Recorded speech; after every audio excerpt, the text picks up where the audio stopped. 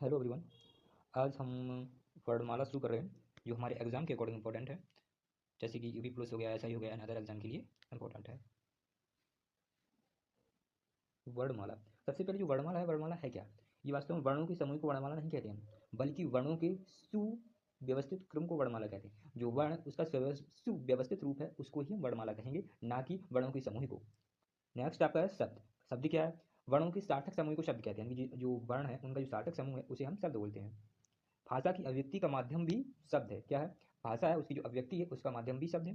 भाषा की सबसे छोटी मौखिक इकाई, ये हमारे एग्जाम में ऐसे क्वेश्चन जरूर आते हैं। भाषा की सबसे छोटी मौखिक इकाई आपकी ध्वनि है, क्योंकि सबसे पहले जो बच्चा होता है वो पैदा होता है, सबसे पहले वो क्या करता है? ध्वनि उत्पन्न करता है। एन की ध्वनि से आ उ एन की वो बोलता है, और इसके बाद ही वो लिखना शुरू करेगा। तो लिखने शुरू करेगा तो इनकी जो लिखित इकाई है वो आपकी वर्ण होगी।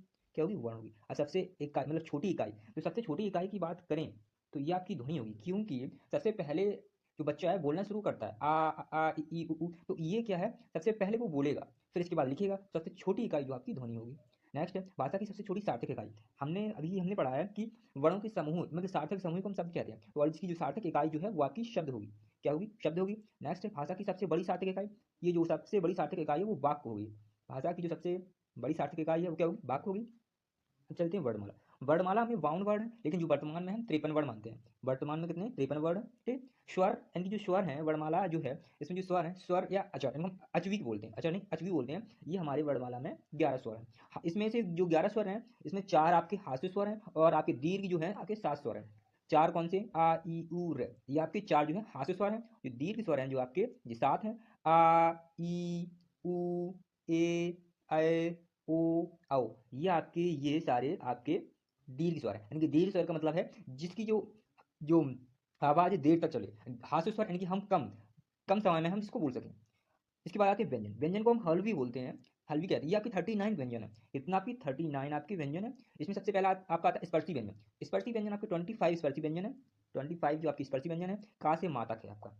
का से मातक आपके स्पर्शी व्यंजन है। स्पर्शी व्यंजन के बाद आते हैं आपके अंतस्थ व्यंजन, जो आपकी 4 आपके अंतस्थ व्यंजन है। या रा ला वा, ये आपके अंतस्थ व्यंजन है। नेक्स्ट आपका आता है संघर्ष व्यंजन, ऊष्मा व्यंजन, या हम इसी को हकार भी व्यंजन बोलते हैं। ऊष्मा व्यंजन बोलते हैं, हकार व्यंजन और संघर्ष व्यंजन बोलते हैं। ये आपकी 4 हैं। सा हा, ये आपके संघर्ष व्यंजन 4 है, या ऊष्मा व्यंजन 4 है। ठीक। सा हा। अब आते हैं संयुक्त व्यंजन। जो संयुक्त व्यंजन है ये भी आपके 4 है। छत्र ज्ञा और आपका आता है स्रा।